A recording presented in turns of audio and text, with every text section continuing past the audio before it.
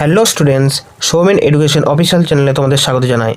আজ আমি ক্লাস 10-এর আয়তঘন চ্যাপ্টারে কোষে থেকে 4-এর 17 নম্বর অঙ্ক থেকে শুরু করব। আগের পার্টগুলোতে 16 পর্যন্ত অঙ্ক করে দেওয়া আছে।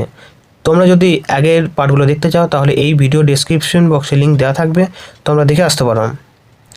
আর এই চ্যানেলে যদি তোমরা নতুন হয়ে থাকো, তোমরা চ্যানেলটিকে সাবস্ক্রাইব করে ভিডিওটির একটা লাইক করে দেবে, যাতে আমি আরও নতুন নতুন ভিডিও বানাতে অনুপ্রাণিত হই।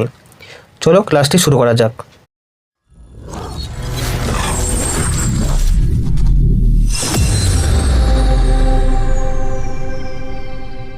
17 নম্বর অঙ্ক কি বলেছে দেখি।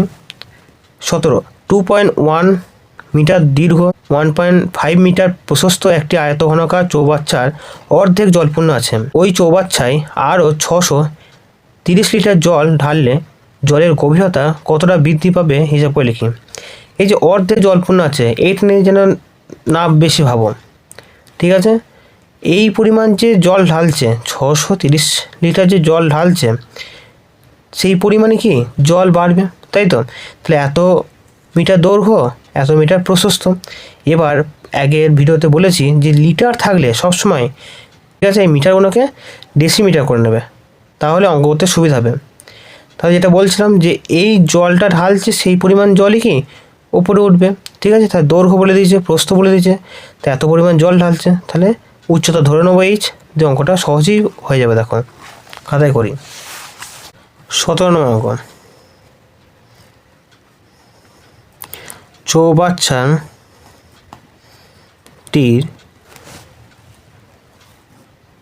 দীর্ঘ কত বলেছে, 2.1 মিটার। এই মিটার থেকে কি করতে হবে, ডেসিমিটার। তাহলে 10 দিয়ে গুণ করতে হবে, তাহলে 21 ডেসিমি। প্রশস্ত আর প্রস্থ একই কথা, তাহলে 1.5 মিটার বলেছে, এটাকে আমরা 15 ডেসিমিটার করে নিলাম। আর যেহেতু উচ্চতা বলে দেয়নি, তাহলে 630 লিটার জল ঢালার পর কত উচ্চতা বাড়বে, ধরে নিই এইচ উচ্চতা বাড়বে, তাহলে উচ্চতা সমান এইচ ডেসিমিটার। এটা বলে দেয়নি, এটা কি ধরলাম, ধরি। তাহলে একবারে শর্তে ফেলতে পারি আমরা, শর্তে এর যা আয়তন হবে আর জলের আয়তন যদি একই হয়, তাহলে কি উচ্চতা সহজেই বেরিয়ে যাবে। তাহলে 21 গুণিত 15 গুণিত এইচ, দৈর্ঘ্য গণিত প্রস্থ গণিত উচ্চতা হচ্ছে চৌবাচ্চার আয়তন। তা চৌবাচ্চার আয়তন যত হবে ততটাই কি জল ধরবে। 630, এত লিটার কি জল ঢালছি, তাহলে এত লিটার কি এতটা অংশ ভর্তি হবে। তাহলে এইচ সমান কী হবে, 630 বাই 21 গণিত 15, 21 3 63, তাহলে 30 0 0 হলো 15, 2 30। তাহলে এইচ সমান হবে, এইচ সমান হচ্ছে 2। অতএব জলের গভীরতা 2 ডেসিমিটার বৃদ্ধি পাবে। এটাই হচ্ছে অ্যান্সার। চলো পরের অঙ্কটা করা যাক। কি বলেছে দেখি। 18 নম্বর অঙ্ক, গ্রামের আয়তক্ষেত্রাকার মাঠের দৈর্ঘ্য ও প্রস্থ যথাক্রমে 20 মিটার এবং 15 মিটার। ওই মাঠের ভিতরে 4টি কোণে পিলার বসানোর জন্য 4 মিটার দৈর্ঘ্য বিশিষ্ট 4টি ঘনকাকৃতি গর্ত কেটে অপসারিত মাটি অবশিষ্ট জমির উপর ছড়িয়ে দেওয়া হলো। মাঠের তলের উচ্চতা কতটা বৃদ্ধি পেল হিসাব করে লিখি। তো ভালো করে অঙ্কটা বোঝো, খুব সহজ একটি অঙ্ক, খুবই সহজ একটি অঙ্ক। বলেছে মাঠের দৈর্ঘ্য প্রস্থ বলেছে 20 মিটার আর 15 মিটার। এবার মাঠটি 4 কোণে কী করেছে, খাল কেটেছে। 4 মিটার দৈর্ঘ্য বিশিষ্ট কি ঘনকাকৃতি, যা দৈর্ঘ্য প্রস্থ উচ্চতা একই, সেটা কি ঘনকাকৃতি বলবো আমরা। 4টি কী বলেছে, 4 কোণে 4টি পিলার কেটেছে, গর্ত করেছে, দিয়ে সেই মাটিটা কি করেছে, জমিতে ছড়িয়ে দিয়েছে। তাহলে কিছু তো মাটি দিয়েছে, তাহলে উচ্চতাও কিছুটা বাড়বে। হ্যাঁ, সেই উচ্চতা কতটা বৃদ্ধি পেলো সেটাই বার করতে বলেছে। চলো করা যাক খাতায়। এই অঙ্কের ছবিটা একবার ভালো করে দেখো।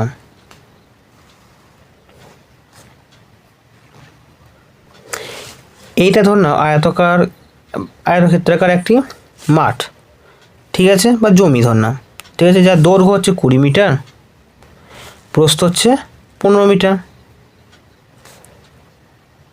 এবার কি করেছে, 4 কোণে 4টে পিলার কেটেছে বর্গক্ষেত্রাকার, যার প্রতিটি দৈর্ঘ্য বলে কত, 4 মিটার করে, 4 মিটার করে, প্রতিটা কি 4 মিটার করে। এটা কি ঘনকাকৃতি, তাই তো? তাহলে এই গর্ত থেকে যে মাটিটা পাবো সেটা এই জমিতে ছড়িয়ে দেবে, ঠিক আছে। এবার এই জমিতে ছড়ালে কিছু তো উচ্চতা বৃদ্ধি পাবে মাটির, তা সেই মাটির উচ্চতাটাই বার করতে বলেছে। বোঝা গেল? তাহলে করা যাক অঙ্কটা। তাহলে প্রথমে বার করি জমি ক্ষেত্রফলটা। পিলার সমেত জমির ক্ষেত্রফল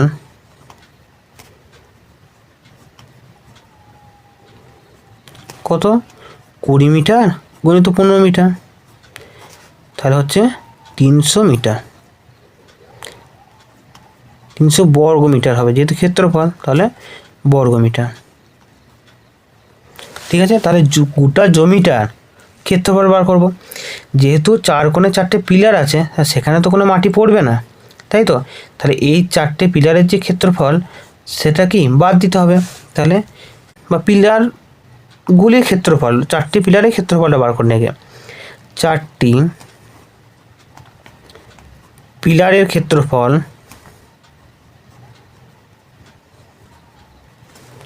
4টি পিলার আছে, তাহলে প্রতিটা কি 4 স্কোয়ার করে, তাই তো। তাহলে 4 স্কোয়ার, 4 4 16, 16 4 64, 64 বর্গ মিটার কি ক্ষেত্রফল বাদ যাবে। তাহলে পিলার বাদ দিয়ে জমির ক্ষেত্রফল হবে 300 থেকে আমরা কি 64 বাদ দেবো, এখান থেকে 6 এটা কমবে, 9 3 236 বর্গ মিটার। তাহলে কি পিলারগুলো বাদ দিয়ে এইটার ক্ষেত্রফল হচ্ছে 236 বর্গ মিটার, ঠিক আছে। এবার 4টি পিলারের যে মাটিটা তুলেছে তার কি আয়তন বার করব। সেই পরিমাণ মাটি তো কি ওপরে দিয়েছে, সেটা বার করি, কত পরিমাণ মাটি তোলা হয়েছে বা খনন করা হয়েছে। অতএব 4টি পিলারের মাটির পরিমাণ বা আয়তন, এখানে কি হবে, 4টে পিলার আছে ওই জন্য 4, তা আয়তনের সূত্র কি, যেহেতু ঘনকাকৃতি তাহলে বাহুর হোল কিউব, বাহু কত 4, তাহলে 4-এর হোল কিউব। কি বোঝা গেল? 4-এর হোল কিউব হলো পিলারের আয়তন। আর কটা পিলার আছে, 4টে, 4 কোণে 4টে আছে, 4 কোণে 4টে আছে ওই জন্য। তাহলে এটাকে ক্যালকুলেশন করে হবে 256 ঘন মিটার, ঠিক আছে। তাহলে এই পরিমাণ মাটি এত ক্ষেত্রফলে উপর ছড়িয়ে দেওয়া হচ্ছে, তাহলে কত উচ্চতা বাড়বে, উচ্চতা বার করতে বলেছে, তা উচ্চতা বাড়বো, ধরে নিই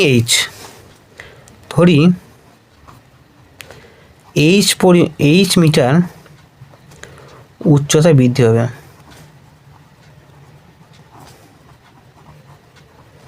তাহলে একবারে শর্তে কতটা ক্ষেত্রফল, 236, তাহলে 236 গণিত h, তাহলে এটা কি দৈর্ঘ্য প্রস্থ গণিত উচ্চতা, তাহলে কি মাটির আয়তনটা বেরোবে। আয়তন কত, 256। এবার এইচ এর মানটা বার করলে কি উচ্চতা বেরিয়ে যাবে, 256/236। এটাকে যদি 4 দিয়ে কাটি কী হয় দেখি, 4 5 20, 4 9 36, 4 6 24, 4 4 16, তাই 64/59। 23 সমান হবে 1.59 5 ওপরে থাকবে। তাহলে কি এত মিটার উচ্চতা বৃদ্ধি পাবে, এটাই উত্তর। চলো পরের অঙ্কটা করা যাক। 19 নম্বর অঙ্ক কি বলেছে ভালো করে পড়ি। 48 মিটার লম্বা এবং 31.5 মিটার চওড়া এক খণ্ড নিচু জমিকে 6.5 ডেসিমিটার উঁচু করার জন্য ঠিক করা হয়েছে। পাশের 27 মিটার লম্বা এবং 18.2 মিটার চওড়া একটি জমি গর্ত করে মাটি তোলা হয়েছে। গর্তটি কত মিটার গভীর করতে হবে তা হিসাব করতে বলেছে। বেশ, তাহলে জমিটার দৈর্ঘ্য বলেছে, প্রস্থ বলেছে, আর উচ্চতা কত বৃদ্ধি হবে সেটা বলে দিয়েছে। কিন্তু এখানে ভালো করে লক্ষ্য করে দেখতে হবে যে উচ্চতাটা 6.5 ডেসিমিটার বলেছে। তাহলে এই যে 6.5 ডেসিমিটারটাকে মিটারে কনভার্ট করতে হবে, কারণ সব কথা কি মিটারে আছে এককটা। তাহলে মিটারে কনভার্ট করলে কী করতে হবে, 10 দিয়ে ভাগ করতে হবে, তাহলে 0.65 মিটার হবে। এবং এই যে যেখান থেকে খোঁড়া হবে গর্তটা তার দৈর্ঘ্য বলেছে, প্রস্থ বলেছে, বা দৈর্ঘ্য লম্বাটা বলেছে, চড়াটা বলেছে। এবার গভীরতা বার করব।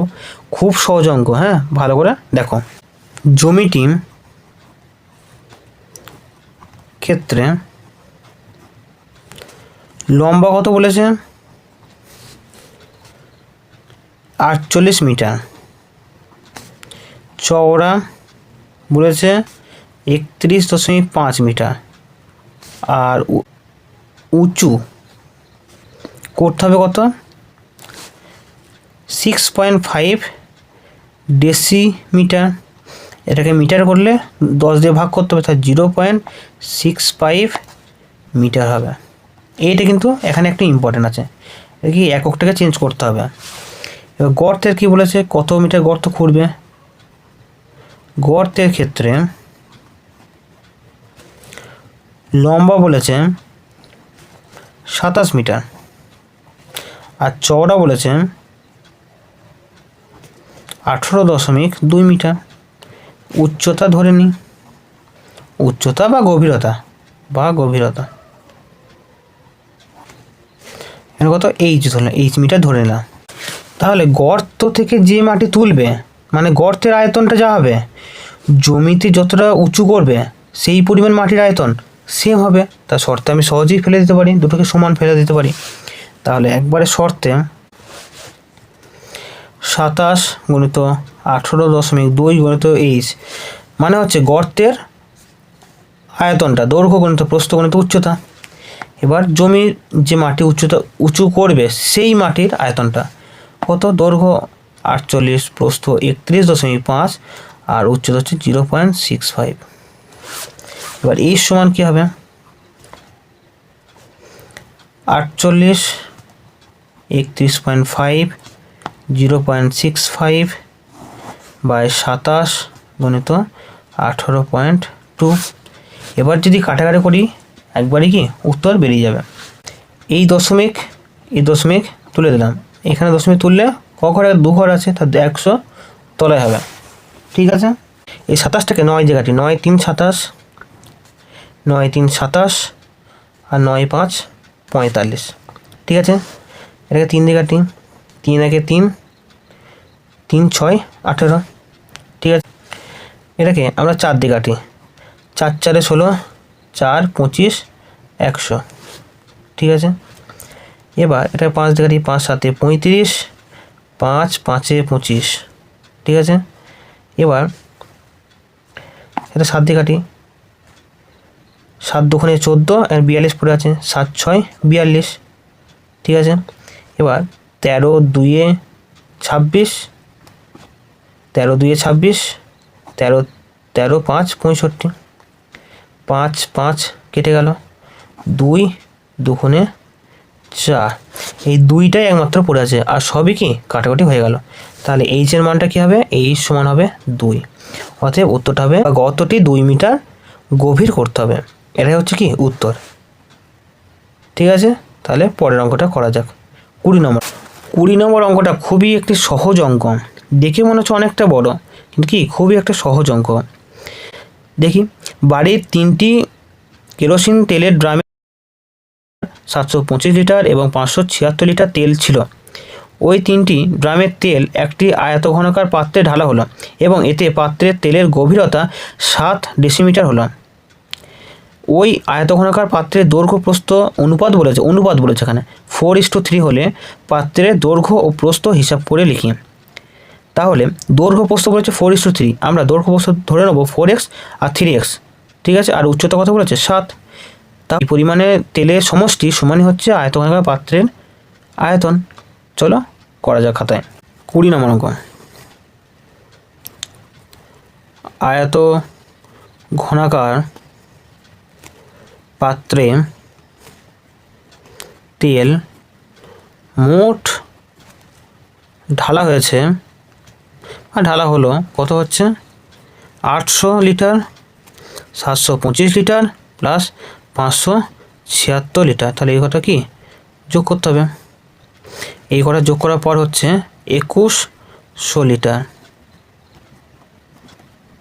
তাহলে এই পরিমাণ তেল হচ্ছে এই আয়তঘনাকার পাত্রে কি ঢালা হচ্ছে।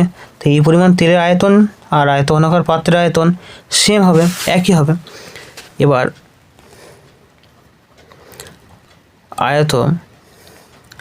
আয়তঘনাকার পাত্রের দৈর্ঘ্য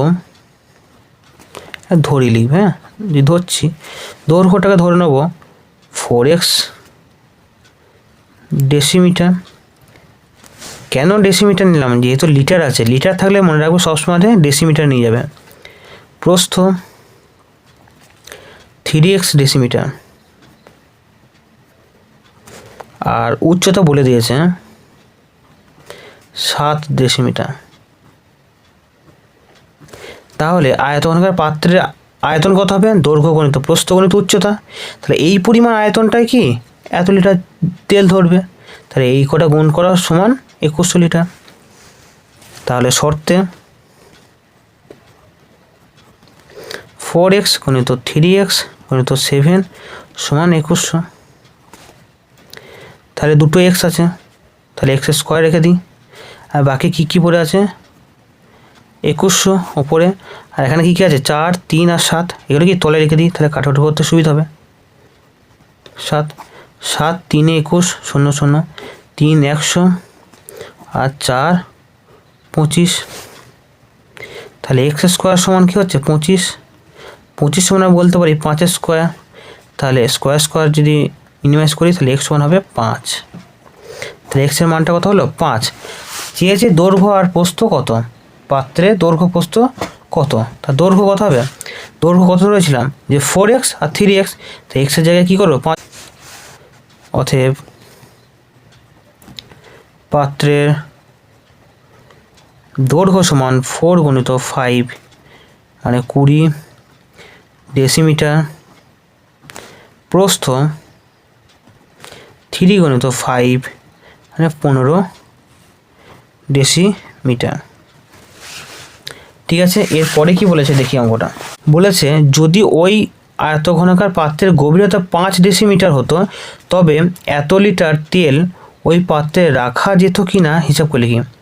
তাহলে কি দৈর্ঘ্য প্রস্থ পেয়েছি কত 20 আর 15, আর যদি গভীরতা 5 হয় তাহলে 20 গুণিত 15 গুণিত 5 এর আয়তনের সমান বা বেশি হয় তাহলে রাখা যাবে তেলটি, আর যদি কম হয় তাহলে রাখা যাবে না। চলো করি সেকেন্ড পার্ট। দৈর্ঘ্য তো পেয়েছি, দৈর্ঘ্য প্রস্থ 20 আর 15, আর উচ্চতা বা গভীরতা কত বলেছে 5 ডেসিমিটার। গভীরতা যদি 5 ডেসিমিটার হয় তাহলে আয়তন কত হবে, আয়তনের সূত্র কি দৈর্ঘ্য গণিত প্রস্থ গণিত গভীরতা।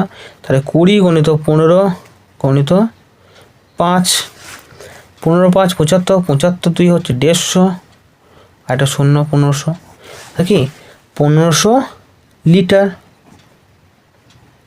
তাই তো। আর কত রাখতে বলেছে 1620 লিটার। তাহলে কি পাত্রের আয়তন তো 1500 লিটার হয়ে যাচ্ছে, আর যদি 1620 রাখতে বলে তাহলে কি বেশি তেল রাখতে বলছে, তাহলে কি এটা রাখা যাবে না, ওই পাত্রে কি রাখা যাবে না, পড়ে যাবে। তাহলে বলতে হবে ওই পাত্রে তেল রাখা যাবে না।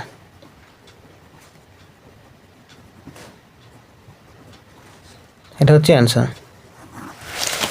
যদি আমার ভিডিওটি ভালো লেগে থাকে তাহলে চ্যানেলটিতে সাবস্ক্রাইব করে এই ভিডিওতে লাইক করে আমার পাশে থাকো। Thank you.